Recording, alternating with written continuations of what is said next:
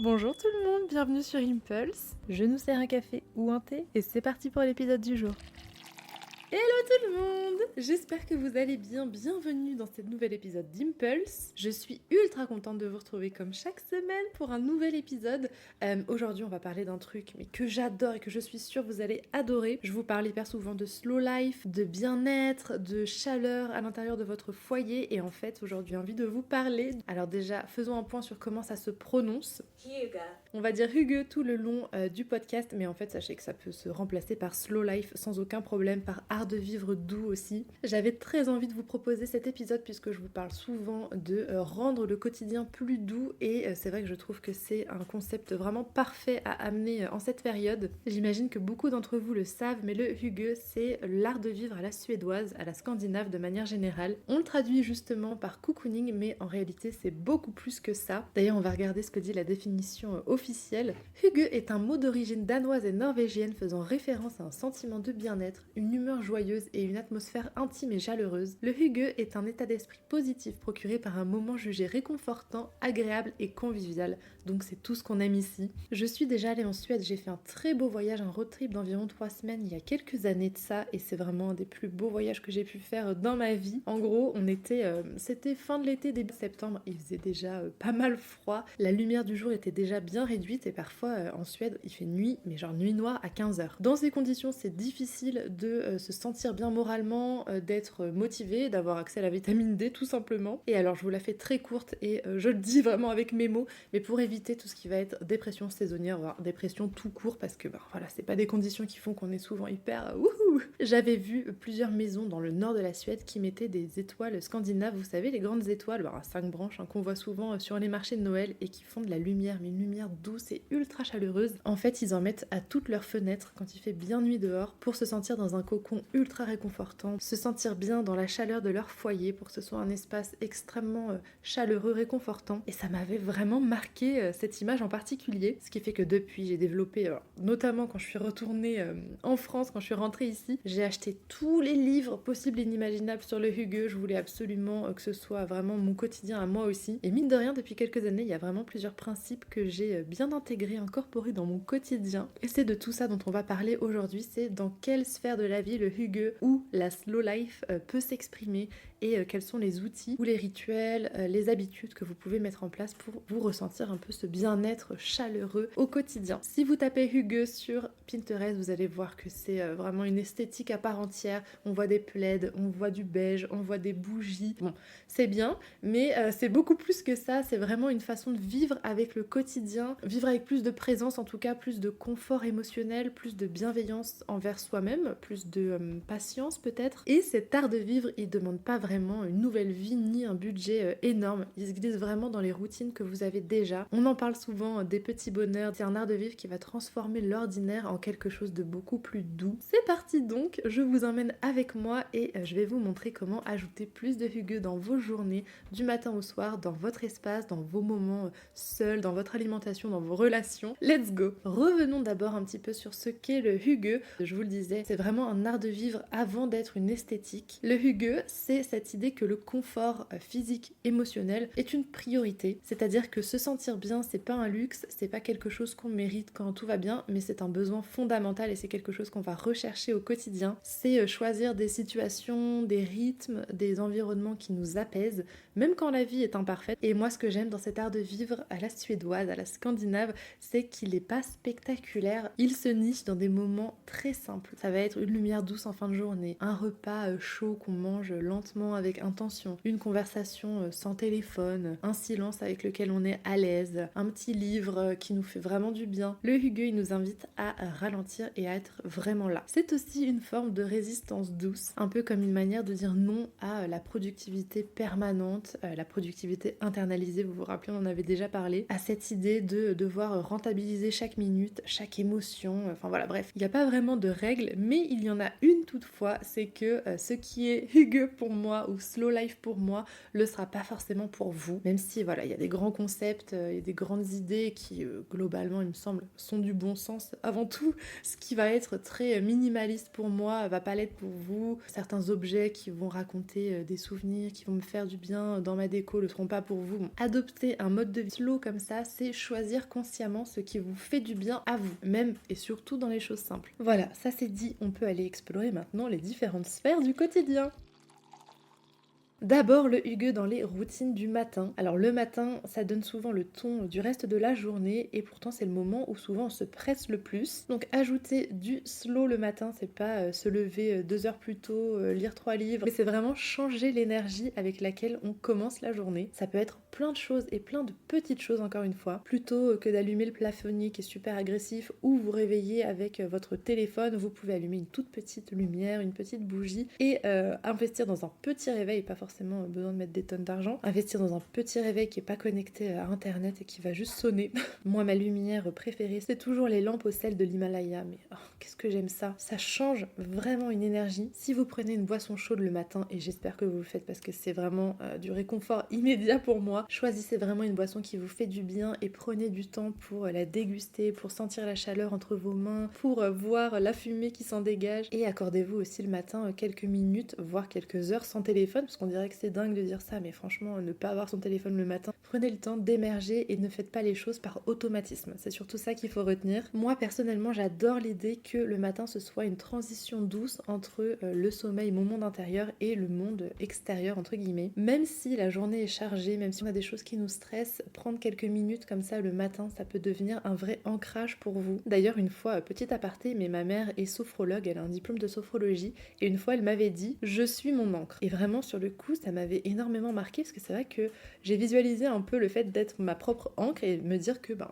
n'importe quelle situation, en fait, je pouvais à tout moment être mon ancre de façon imagée, c'est-à-dire en fait être mon propre roc. En fait, ça veut dire que je suis ma propre sécurité en permanence, quoi, et que j'ai pas besoin d'aller la chercher ailleurs. Voilà, donc le Hugue le matin, c'est simplement ne rien faire de spécial, mais le faire lentement, avec intention et avec présence et avec douceur. Le Hugue s'exprime aussi dans votre espace de vie. J'imagine que vous ressentez aussi que votre intérieur a un impact énorme sur votre état émotionnel. Alors tout le monde n'est peut-être pas concerné par ça, mais généralement quand on a un intérieur rangé, ordonné, plaisant visuellement, on se sent quand même vachement plus inspiré et sereine. Donc encore une fois, ajoutez du Hugue dans votre chez-soi. C'est pas tout refaire, mais c'est jouer avec les petits détails. Là pour le coup, Pinterest va nous aider, ça va être les textures, donc ajouter des plaids, des coussins, des tapis. Vraiment les tapis, je trouve que les tapis ça change tout. Même un petit tapis rond tout bête blanc sous ma table basse, je trouve que ça change complètement une pièce. Ça peut être, et ça j'adore, les odeurs, donc des bougies, des encens, des parfums d'ambiance. Et bien sûr ça va être les lumières, donc des petites lampes, des petites guirlandes. J'aime aussi beaucoup l'idée de se créer des coins hugueux entre guillemets, donc des endroits précis où vous savez que vous allez vous sentir bien, un petit fauteuil, un bout de canapé, un coin lit, des endroits comme ça qui sont associés au calme, à la sérénité. Et le hugue, c'est aussi savoir enlever, désencombrer ce qui vous agresse visuellement, ce qui vous fatigue, ce qui vous ressemble plus. Par exemple dans la cuisine, j'ai tendance à absolument tout ranger et ne me servir des choses que quand j'en ai besoin. Le grille-pain, la bouilloire, ce genre de trucs. Votre espace n'a pas besoin d'être parfait, mais il a besoin d'être rassurant pour vous. Ça passe aussi par l'assiette, pas dans une logique de perfection comme d'habitude, ni de recettes compliquées, vraiment vous me connaissez, plutôt mourir, mais ça va plutôt être se retrouver dans une alimentation qui soit rassurante, enveloppante, presque émotionnelle. Alors je vous dis ça, bien sûr c'est pas valable pour tous les jours, chaque repas, enfin vous mettez pas la pression, mais voilà, dans l'idée c'est choisir des plats qui vous réchauffent, des textures douces, des saveurs qui vous sont familières aussi, des soupes maison, des pâtes bien chaudes, des plats mijotés, des petits déjeuner aussi qui soit beaucoup plus lent. D'ailleurs quand j'étais en Suède, le petit déjeuner tous les matins ça va être des crudités, donc souvent c'est une tranche de pain avec un petit peu de fromage, vous savez les tranches d'édame qui sont déjà prédécoupées, et par-dessus ils vont mettre des lamelles de concombre ou de poivron rouge, et j'ai mangé ça mais pendant des années et c'est vraiment mon petit déj chouchou et réconfort encore aujourd'hui. En tout cas comme pour la routine du matin, quand vous mangez, c'est bien de vous mettre à table quand vous le pouvez, de mettre une lumière douce, de ne pas vous presser, de savourer vraiment vraiment d'être sans téléphone, sans écran le plus souvent possible. Et encore une fois, je dis ça, mais si pour vous, vous faire une pause déj avec un épisode de série que vous adorez, mais faites-le, vraiment, c'est parfait. Vous mangez pour vous nourrir, mais aussi pour vous réconforter, surtout en hiver en ce moment. Cuisinez, voilà, des choses simples, mais que vous faites avec amour, qui vous réconfortent. Préparez-vous des boissons chaudes tout au long de la journée si vous le pouvez. Réconfortez-vous, c'est vraiment le mot, le maître mot. J'ai aussi envie de vous parler des moments passés seuls. Vous savez que moi j'adore passer du temps seule, mais vraiment je n'ai aucun problème avec ça. Au contraire, j'adore aller au cinéma toute seule, j'adore aller faire une expo toute seule. C'est-à-dire qu'être seule, c'est pas un manque, c'est pas la honte ou j'en sais rien. C'est un moment qui est choisi. Vous pouvez lire, vous pouvez écrire, vous pouvez dessiner, vous pouvez regarder une série que vous adorez, un film, écouter de la musique ou ne rien faire, vraiment ne rien faire du tout, c'est très bien aussi. Je vous renvoie encore une fois à mon épisode sur l'art de ne rien faire. En fait, toutes ces petites choses vont devenir des rituels et pas des temps morts, entre guillemets. Ça revient à romantiser votre quotidien, on en parle souvent. C'est ce que j'aime beaucoup aussi, c'est que le hygge ou la slow life, ça nous autorise à ne pas être productif, heureusement, à savourer un moment aussi juste parce qu'il est agréable, sans rien d'autre. Et si vous avez du mal avec la solitude, le hygge peut vraiment être une porte d'entrée hyper douce pour apprendre à aimer ça. Je pourrais vous faire un épisode d'ailleurs sur apprendre à être seul. Oh, ça m'inspire, je crois que je vais le faire. Mais le hygge ne concerne pas que les moments seuls, il est aussi très présent dans la façon dont on partage avec les autres. Donc là, on va parler du hygge dans les relations. Là encore, il ne s'agit pas de faire plus ou de faire différemment, mais de faire beaucoup plus vrai, plus simple, plus doux, tel que ça vous ressemble vraiment. La slow life, globalement, dans les relations, c'est sortir de la performance sociale entre guillemets. C'est accepter d'aller boire un café ou de proposer d'aller boire un café, voir une expo quand on en a vraiment envie, quand on a l'énergie pour ça. C'est pas recevoir pour impressionner évidemment, c'est pas organiser des moments parfaits, c'est inviter sans pression pour partager des instants sans attente particulière. Et encore une fois, ça peut être tellement simple, un thé chaud autour d'une table, un repas simple, une pause déj avec une amie qu'on n'a pas vue depuis un moment, ou au contraire, moi on fait ça avec une de mes meilleures amies, on se fait un monthly date, c'est-à-dire un rendez-vous mensuel où on se voit et on se update sur nos vies tout simplement. On va vraiment miser sur ce genre de moment qui va vous laisser des sensations de chaleur longtemps après qu'il soit terminé, vous voyez. Donc évidemment l'idéal c'est d'avoir un entourage qui comprend tout ça, qui soit un petit peu pareil et qui soit aligné avec vous, qui vous procure tout ça aussi. Donc j'espère que vous n'êtes pas entouré de personnes toxiques ou moustiques, vous savez, je le disais souvent au début. C'est aussi être bien sans essayer de combler quoi que ce soit, donc par exemple accepter les silences et pas chercher à parler tout le temps, voilà. D'ailleurs ça peut être ensemble sans forcément parler, sans forcément faire quelque chose. On peut regarder un film côte à côte, on peut lire chacune de son côté,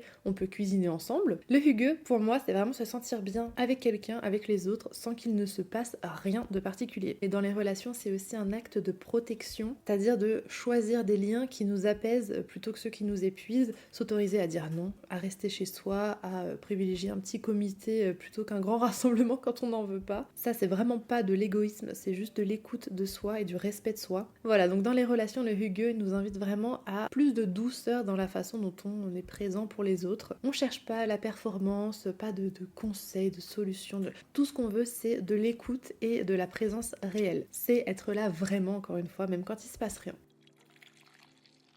On termine avec la routine du soir et le hygge pour le soir, c'est vraiment un de mes trucs préférés. Vous savez à quel point j'aime les routines, j'aime voir le beau dans le quotidien et là on va essayer de créer une vraie descente, un vrai sas de décompression. Vous vous rappelez de ces personnes qui rentrent chez elles quand il fait nuit et qui allument des belles étoiles autour de leurs fenêtres, et bien on va essayer de faire pareil, au moins symboliquement. Ou pas d'ailleurs, vous pouvez très bien vous acheter une petite étoile, vous savez c'est les étoiles perforées, je sais pas si c'est un nom particulier. Alors ça a l'air de s'appeler Snøblomma.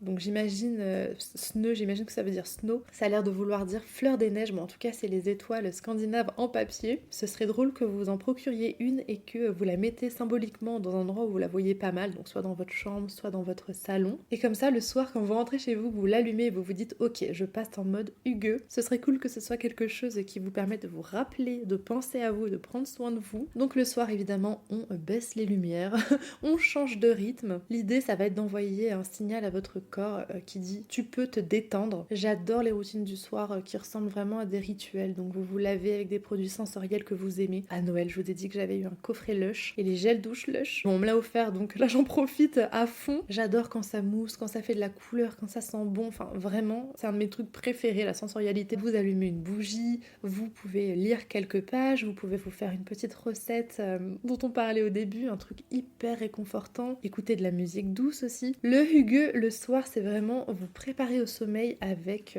respect, entre guillemets, avec bienveillance, avec amour de soi. Et c'est surtout pas s'écrouler de fatigue après une journée harassante, même si ça, encore une fois, ça arrive de temps en temps, c'est normal. Écoutez, je pense que j'ai fait le tour et que vous avez quand même pas mal de clés pour ajouter beaucoup plus de Hygge au quotidien. En conclusion, j'aimerais vous dire que cet épisode devrait être une boussole intérieure pour vous. Ne soyez pas dans la performance, ne soyez pas dans juste l'esthétique, vraiment essayez de transformer ça en une intention quotidienne, l'intention qui serait de choisir la douceur plutôt que la rapidité. Vous n'avez pas besoin de tout changer, vous pouvez commencer par une petite chose par-ci par-là. De toute façon, j'imagine que si vous écoutez ce podcast, dans la mesure où le podcast s'appelle Impulse, la vie en slow life et self-love, vous avez quand même les bases. Mais voilà, cet épisode c'est aussi peut-être un reminder pour vous rappeler que c'est le plus important de prendre soin de vous, de vous construire un cocon rassurant, chaleureux, que ce soit intérieurement ou extérieurement dans